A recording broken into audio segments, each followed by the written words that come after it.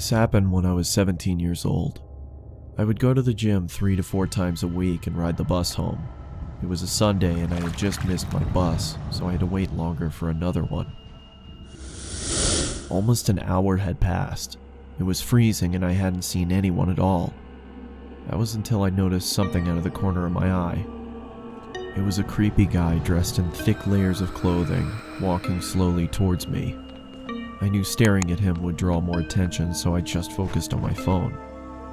He sat down at the other end of the shelter and just stared at me. There was something off about him. He seemed like he was either drunk or on drugs. He then asked, "When is the bus due?"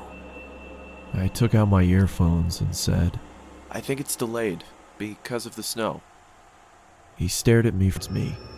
Immediately, I grabbed my bag and ran as he fell to the ground. I ran down the road trying my hardest not to look back. I kept going until I got to the next bus stop. I turned around to check to see if he was there.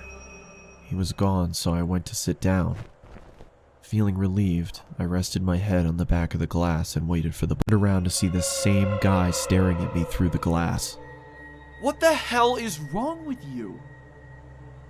Then he started walking around the shelter towards me. I'm warning you, stay back. I yelled in panic as I was backing up.